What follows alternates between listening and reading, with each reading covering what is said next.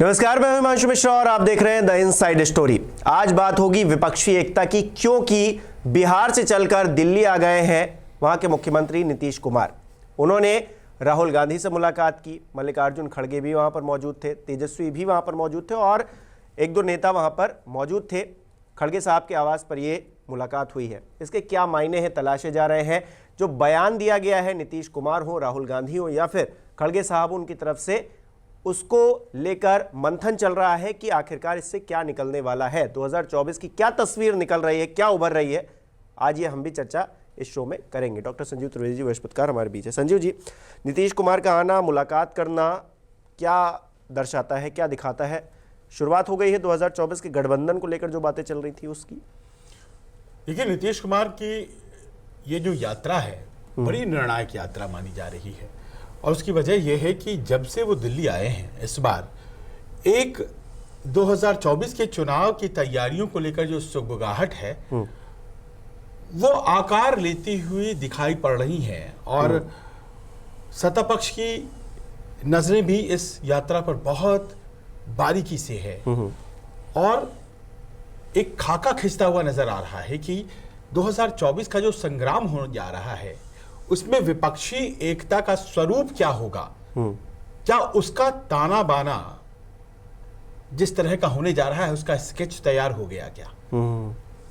हो सकता है उसे आकार लेने में, रूप अख्तियार करने में, उसमें रंग भरे जाने में समय लगे, लेकिन जो एक खाका खिंचता है, ब्रॉड आउटलाइन जिसे कहते हैं, कॉन्टूर्स ऑफ कोऑपरेशन, किस तरह का सहयोग होगा, उसकी एक ब्रॉड छवि बन गई है क्या? और मैं आपको यहां बताना चाहता हूं कि नीतीश जी आए दिल्ली, उनकी मुलाकात पहले लालू यादव से और लालू यादव से मुलाकात कुशल क्षेम के अलावा उन्होंने तेजस्वी यादव की बिटिया, उनको भी गोद में लिया, आशीर्वाद दिया और लालू यादव से मुलाकात, राजनीतिक मुलाकात और उसके बाद फिर उनकी मुलाकात मल्लिकार्जुन खड़गे से हुई, जिस मुलाकात में आप जानते हैं कि तमाम नेता मौजूद थे। तेजस्वी यादव लगातार साथ हैं, जनता दल यूनाइटेड के अध्यक्ष ललन सिंह साथ हैं, कांग्रेस की तरफ से सलमान खुर्शीद भी थे खड़गे साहब के निवास पर, आरजेडी की तरफ से मनोज झा भी वहां मौजूद थे और एक ऐसी बैठक हुई जहां से जो संदेश गया है वो शायद बहुत दूर तक गया और 24 का संदेश देने की कोशिश, क्योंकि उन्होंने जब जिक्र किया ना कि बहुत सारे लोग आएंगे साथ में, तो दरअसल वो किस किस को इशारा कर रहे थे। हमने एक, अब थोड़ा सा पीछे जाने की भी ज़रूरत है यहाँ पे, खम्मम में एक रैली हुई, उसके बाद से अब तक का जो स्वरूप निकल कर सामने आ रहा है। इधर नीतीश जी, क्योंकि बीच बीच में कई मंचों पे कहते रहे कि कांग्रेस आगे आए, थोड़ा पहल करे, वो सारी चीज़ें हुई। उसके बाद राहुल गांधी की सदस्यता गई, तमाम लोग और फिर से जुड़ने की कोशिश करने लगे। अब क्या स्वरूप नज़र आ रहा है? अगर नीतीश कुमार ये कहते हैं कि और लोग भी साथ आएंगे, तो वो किस किस की तरफ इशारा करते? क्या उस खम्मम रैली में जो लोग शामिल थे वो भी साथ में आएंगे? क्या वो ये बात भी कह रहे होते हैं, क्योंकि केजरीवाल जी से मुलाकात हो रही है? आप इस मुलाकात के बाद जो तमाम उन नेताओं की ट्वीट्स पढ़िए जो इस मुलाकात में शामिल थे, तो आपके इस प्रश्न का उत्तर थोड़ा बहुत मिल जाता है।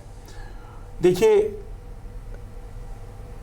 एक साथ हैं हम, एक साथ लड़ेंगे, कुछ इस तरह की बात खड़गे साहब कह रहे हैं, पर ये एक साथ केवल तीन दलों का साथ तो हो नहीं सकता। बिल्कुल। जाहिर है कि ये दल तो पहले ही से साथ हैं, जनता दल यूनाइटेड, आरजेडी और कांग्रेस मिलकर बिहार में सरकार चला रहे हैं, तो वो तो साथ हैं ही।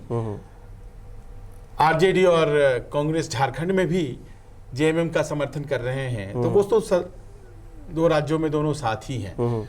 तो यहाँ इस बैठक में इस गठबंधन को, जो कि बिहार और झारखंड में चल रहा है, सुदृढ़ करना है, इसीलिए तो हुई नहीं थी। हुई दरअसल इसी बात को लेकर थी कि एक धुरी है ये कोर, जिसे कह सकते हैं, इस कोर के आसपास शेल्स बनेगी, है ना? मैग्नेट है, आपस में चीजें फिर जुड़ती रहेंगी, जैसे केमिस्ट्री में करते हैं ना, कोर है, फिर KLMN, शेल्स बनती चली जाएंगी।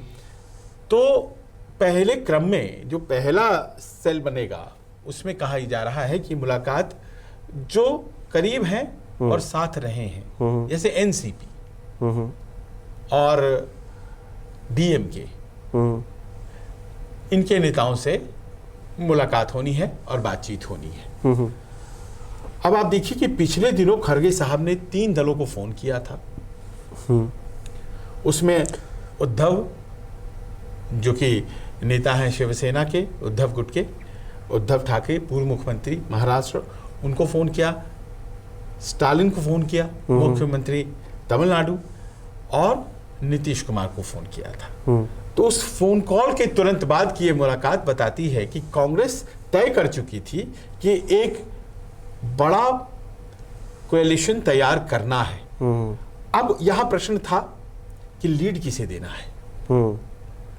क्या हमारे नेतृत्व में आप तैयार करें, कांग्रेस के नेतृत्व में तैयार हो, राहुल गांधी उसमें मुख्य भूमिका में हो, और ऐसा यहां लगता है कि कांग्रेस ने तय कर लिया कि चूंकि बहुत से लोग अलग अलग राय और विचार रखते हैं कांग्रेस के नेतृत्व के सवाल पर, नीतीश कुमार वहां से मुलाकात के लिए बुलाया जाना और उनका आना यहां पर, ये बहुत सी चीजें स्पष्ट। ये एक रणनीति है कि सूत्रधार नीतीश जी को बनाया जाए ताकि जो नहीं मान रहे हैं या फिर कांग्रेस के नेतृत्व को नहीं स्वीकार करते हैं वो लोग भी माने और उसी छतरी के नीचे आ जाए, जिसको आगे ले जाकर 2024 में चुनाव लड़ा जाए।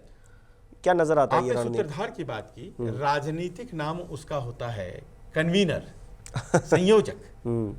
और ये दर्शकों के साथ साझा करने वाली जानकारी है जो पब्लिक डोमेन में नहीं आई है कि संभव है कि इसी महीने के आखिर में विपक्षी दलों की एक बड़ी सभा दिल्ली के रामलीला मैदान में हो, अच्छा, जिसमें विधिवत तरीके से नीतीश कुमार को यूपीए का कन्वीनर घोषित कर दिया जाए कि भाई ये यही हैं संयोजक। हाँ। जैसे एनडीए का कन्वीनर घोषित किया गया था जॉर्ज फर्नांडिस को, अटल जी जाहिर है मुख्यमंत्री के चेहरा थे, लेकिन कन्वीनर एनडीए के जॉर्ज थे और बाद में शरद यादव।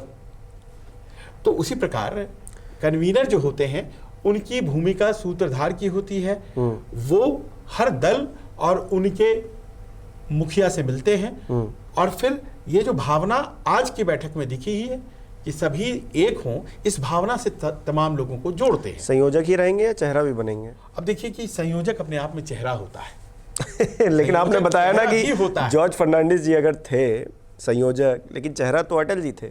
जाहिर है संयोजक भी चेहरा होता है, और संयोजक वो व्यक्ति है यहाँ जो कि खुद भी एक वजनदार व्यक्ति है, कई दफे मुख्यमंत्री रह चुका, बिहार जैसे प्रदेश का, केंद्र में मंत्री रह चुका, उसकी अपनी एक राजनीतिक समझ है जिसका लोहा दुनिया के बहुत से लोग और खास तौर पर देश में तो हर राजनीतिक दल मानता है, चाहे वो जिधर भी रहे, यूपीए में रहे, एनडीए में रहे, कि किस राजनीतिक बुद्धि का वो परिचय देते हैं और जिस तरह से वो अपने आप को बनाए रखते हैं, परिस्थिति कोई भी हो।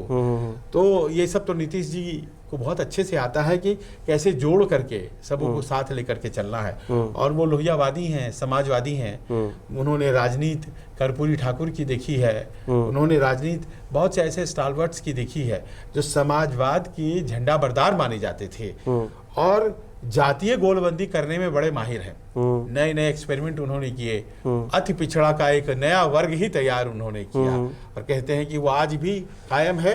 और भारतीय जनता पार्टी वहीं से अति पिछड़ा यानी कि जो प्रभावी ओबीसी हैं उनको हटाओ और अति पिछड़ा का एक गुट बनाओ, यादवों को जरा किनारे करो और बाकी जिनको कि नहीं मिला है यादव कुर्मी को साइड करके उनका एक गोलबंद तैयार कर दो। पसमानदा मुसलमानों के अंदर हो सकता है कि गरीब मुसलमान जो निम्न जातियों से आता है, हालांकि इस्लाम में जातियां नहीं होती हैं लेकिन चूंकि एक फंक्शनल जाति व्यवस्था है उनके यहाँ भी, तो उनका दलित में महादलित, ये सारी कॉन्सेप्ट्स नीतीश कुमार के ही हैं जिसको बाद में दूसरे लोगों ने भी लिया है।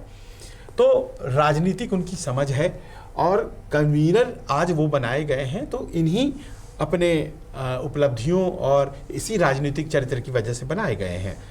अब उनका काम क्या होगा? काम क्या होगा तो वो जो खम्मम जिसकी बात आपने की है वो एक बहुत बड़ा प्रश्न है। जो 19 फरवरी को ये रैली हुई, उस रैली के बाद से विपक्ष दो फाड़ में दिख रहा है।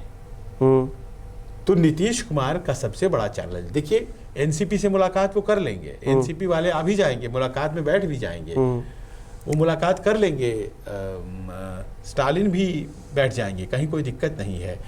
जो वो फेंस सिटर्स हैं जो बीच में रहते हैं, जैसे नवीन बाबू, उनसे भी संबंध अच्छे हैं, वो बीच में ही बैठे रहेंगे, वो देखेंगे कि किसकी सरकार बन रही है, उसके हिसाब से काम करेंगे।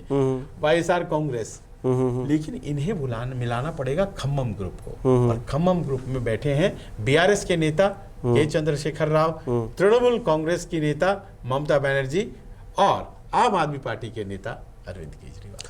तो इन सबको कैसे मिला पाएंगे, क्योंकि सबसे बड़ा चैलेंज तो आपने कहा यही है कि खम्मम रैली में जितने लोग शामिल थे उनको, लेकिन राहुल गांधी की सदस्यता जब गई संसद की, तो कुछ लोग निकलकर चेहरा जो सामने आए, उन्होंने बड़ा विरोध किया इसका और राहुल गांधी के साथ खड़े नजर आए। अब क्या इसका फ़ायदा 2024 में नीतीश कुमार उठवा पाएंगे कि उस चीज़ को लेकर कि देखिए हम आगे हैं, हम संयोजक हैं, हम कन्वीनर हैं, हम आपको समझा रहे हैं कि हर किसी को साथ में आना चाहिए, और क्योंकि हमारी सबसे बात हो रही है तो हम ये भरोसा दिला रहे हैं कि चलिए आप अगर कांग्रेस को आगे नहीं चाहते तो हम ही तो आगे हैं। क्या वो अपने लिए भी कन्विंस कर पाएंगे, और क्या विपक्ष वो वाला जो राहुल गांधी का विरोध करता है या कांग्रेस का विरोध करता है, क्या वो नीतीश को स्वीकार लेगा? ये एक सवाल नहीं है क्या? देखिए, 2 स्टेप की बात आपने की। पहला तो है कि एक बार साथ तो लड़ जाएं, क्योंकि प्रधानमंत्री के चेहरे का जो मामला है वही विपक्ष को विखंडित करता है। तो इसीलिए एक शब्द आया संयोजक। संयोजक प्रधानमंत्री पद का उम्मीदवार है भी और नहीं भी है, नहीं भी है, वरना सीधे सीधे पीएम कैंडिडेट बोल देते उसको। तो संयोजक जो है वो पीएम का कैंडिडेट हो भी सकता है, नहीं भी हो सकता है।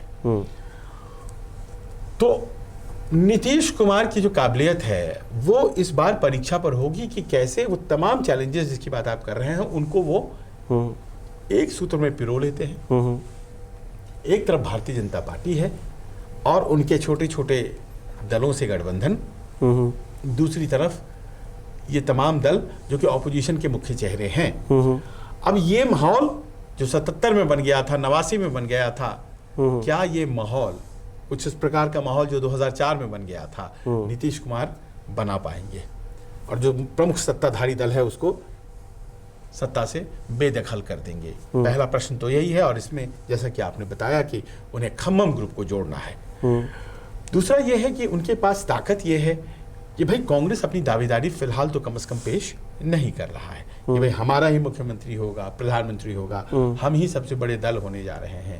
किसी को पता नहीं है कि कौन कितना बड़ा दल होने जा रहा है।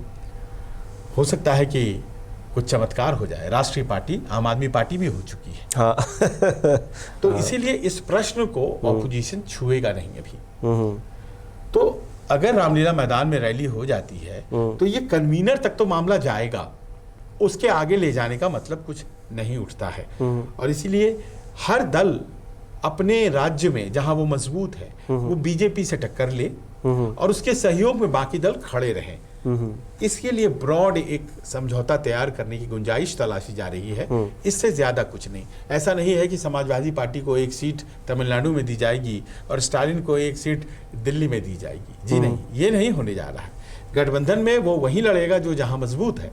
पर ये जो सहयोग का भाव होता है, ये ना हो कि कांग्रेस हर उस सीट पे खड़ी कर दे जहां ज्योति बाबू, जहां माफ करें नवीन बाबू खड़े कर रहे हैं। हालांकि वो कहते हैं हमें इस पर कोई फर्क नहीं पड़ता है, अरविंद केजरीवाल भी कहते हैं कोई फर्क नहीं पड़ता है। पर अगर मान लीजिए कि कोई तगड़ा कैंडिडेट है और वो हार का कारण बन जाता है ऑपोजिशन का, तो वो ना हो पाए। पर इसमें आप देखिए एक पेच है। पेच यह है कि जब भी आप किसी एक व्यक्ति को हराने के लिए जमा होते हैं तो वो प्रायः इस तरह की गोलबंदी जो है, इस तरह की गोलबंदी अमूमन ऐसा लगता है कि कहीं आप मोदी जी को हराने के लिए जमा हो रहे हैं। टारगेट तो नहीं कर रहे हैं। लोगों के मन में ये बात बैठती है तो फिर गड़बड़ होता है। तो ये इस बात को समझ रहे हैं ये जो तमाम नेता बैठ रहे हैं, इसीलिए ये अपनी थीम गढ़ रहे हैं। लोकतंत्र बचा लो, डेमोक्रेसी को बचा लो। मोदी हराओ इसको नहीं नाम देना चाह रहे हैं। पिछली बार दिया तो संस्थाओं को, हाँ, उससे करेंगे आप तो जनता बोलेगी कि एक व्यक्ति को मोदी बनाम सब, मोदी बनाम ऑल। हमें इस तरफ अपनी बात, महंगाई हटाओ, बेरोजगारी से कैसे काम चलेगा, मुद्दे भी आ रहे हैं। मुद्दों को आगे रखो, एक संयोजक के तहत सब लोग जमा हो जाओ और फिर चुनाव लड़ जाओ। देखते हैं कैसे भारतीय जनता पार्टी जीतती है। आप कहेंगे कि भारतीय जनता पार्टी का क्या रुख है? हमारी जानकारी है कि बड़ी सतर्क निगाहों से देख रहे हैं। ऐसा नहीं है कि उन्हें चिंता इस बात की नहीं है कि अरे क्या होते हैं, क्योंकि इसकी सबसे बड़ी वजह है बिहार। बिहार में 40 सीट है और उन 40 सीटों पर इस तरह का गठबंधन बहुत कड़ा टक्कर देगा। मोदी जी की अपनी छवि है, हर बार सीट निकलती है, लेकिन नीतीश साथ होते हैं या नीतीश आरजेडी से अलग लड़ते हैं तो बीजेपी एनडीए की सीट निकलती है। अगर आरजेडी और नीतीश साथ लड़ें और कांग्रेस भी उसमें जुड़ी रहे और सामने में एनडीए हो तो फिर तो वो 40 सीट जो है, जहां से इस बार 39 मिला था सरकार बनाने की, 39 आउट ऑफ 40 वो मुश्किल में जाती है। कुछ इसी तरह का गठबंधन बन रहा है एमवीए। हालांकि आजकल उसमें तोड़फोड़ मची हुई है, आपस में खींचतान चल रहा है। महाविकास आघाड़ी जो कि महाराष्ट्र में है, जिसमें कि उद्धव ठाकरे हैं, जिसमें कि शरद पवार हैं और जिसमें कांग्रेस है। तो अगर यहाँ ही 48 सीट है तो इन दोनों राज्यों में गठबंधन का आकार कुछ इस तरह का है कि ये 90 सीटें जो हैं, 88 सीटें मुश्किल में जाती हुई दिख सकती हैं। ऐसा वहां न हो, टूट फूट न हो, इसके लिए ये गठबंधन देखिए बहुत महत्वपूर्ण है।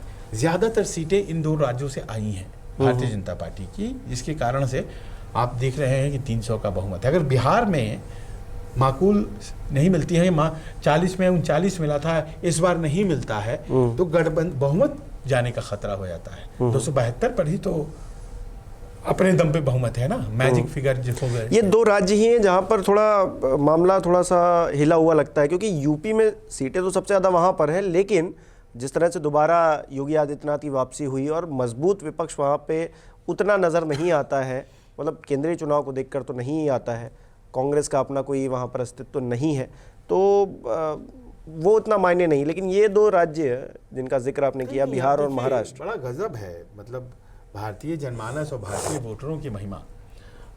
पिछला राजस्थान चुनाव में कवर कर रहा था, राजस्थान में 25 में 25 लोकसभा सीटें जीती हैं बीजेपी ने, लेकिन जब विधानसभा चुनाव था 2018 का, वो मैं कवर कर रहा था, तो वहां पर ये स्लोगन था वहां पे ये स्लोगन था, मोदी तुझसे बैर नहीं, वसुंधरा तेरी खैर नहीं।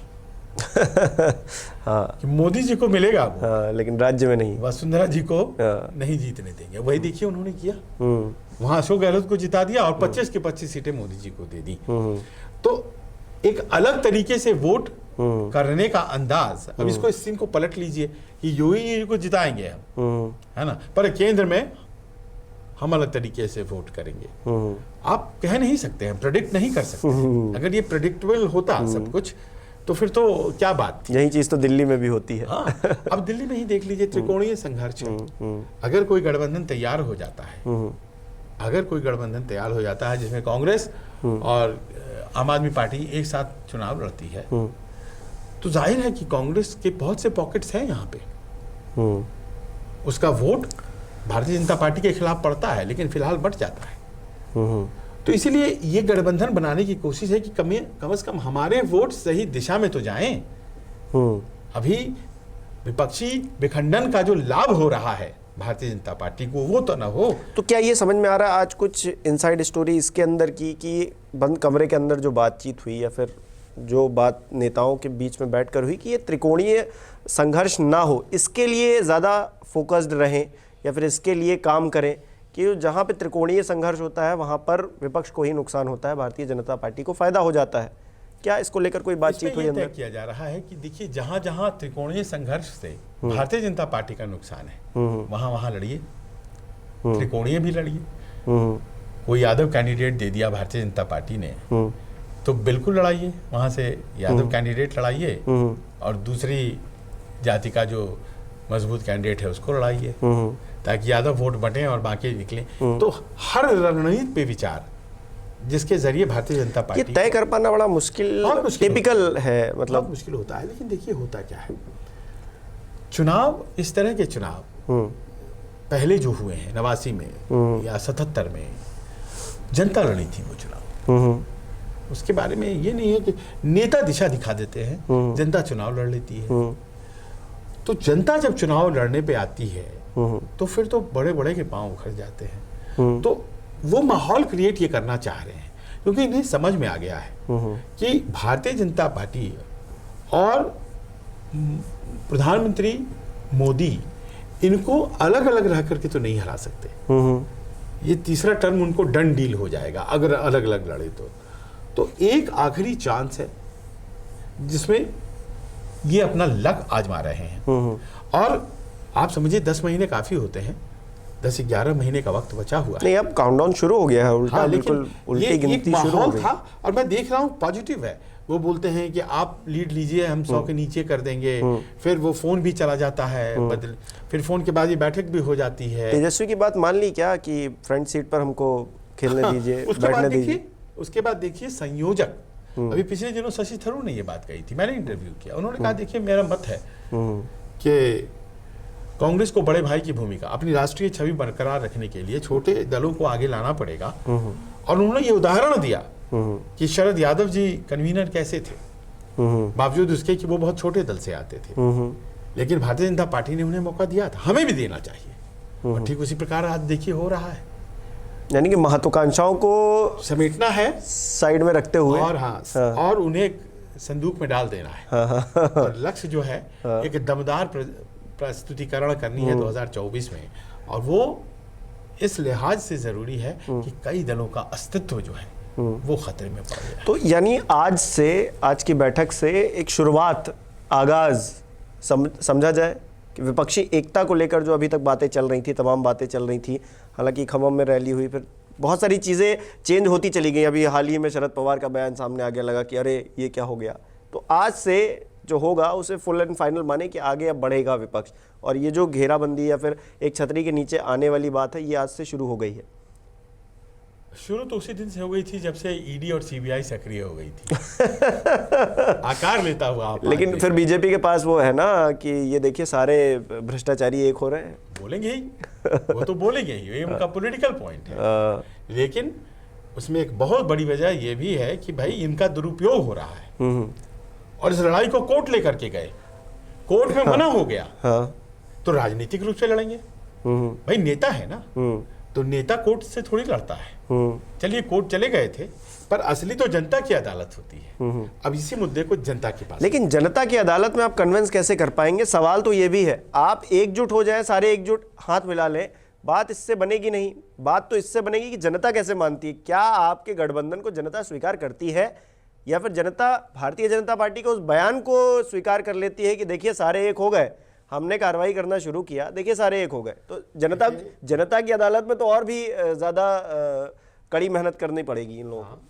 परिभाषा देखिए, कड़ी चुनौती देने से पहले चुनौती देते हुए दिखना जरूरी है। तो पहले तो आपको कड़ी चुनौती देने के पहले चुनौती देते हुए दिखना पड़ेगा, और देते हुए दिखने के लिए आपको बहुत सी तैयारियां हैं। अखिलेश यादव की बात हम लोगों ने नहीं की। हाँ, उन्होंने ऐलानिया कह दिया है कि हम नहीं लड़ेंगे मायावती जी के साथ। मायावती जी ने ऐलानिया कह दिया हम नहीं लड़ेंगे अखिलेश के साथ। कैसे आते हैं वो गठबंधन के एक छतरी में, ये भी देखने वाली बात होगी। तो ये इतना आसान नहीं होने जा रहा है। मैंने कहा, ममता बनर्जी ने तुरंत कह दिया था, सागर दीघी जो चुनाव बाई इलेक्शन वो हारी थी, ये सीपीएम और कांग्रेस मिली हुई है, हमारे खिलाफ साजिश करती है, कांग्रेस धोखेबाज है। राहुल गांधी ने सीपीएम तृणमूल के बारे में मेघालय में कह दिया था कि ये मुझे हराने आती है। ये गोवा का एग्जांपल देखिए। तो कितने कॉन्ट्रडिक्शन है। बहुत मुश्किल टास्क है, पर कम से कम इस टास्क को टेबल पर लेकर नीतीश कुमार, चलिए यानी कि इंटरेस्टिंग होने वाला है, आगे जो भी होने वाला है वो इंटरेस्टिंग होगा। हमारे दर्शक भी बताएं उन्हें क्या लग रहा है आज की रैली, माफ कीजिएगा, आज की जो बैठक हुई है उसको देखकर उन्हें क्या लगता है, वो क्या समझ पा रहे हैं विपक्षी एकता को लेकर। क्या कोई एक गठबंधन बनने को तैयार है जिसके सूत्रधार संयोजक संजीव जी बता रहे थे, वो संयोजक के तौर पर नीतीश कुमार सामने आए हैं? क्या लगता है हमें कमेंट करके बताइए। बहुत बहुत शुक्रिया।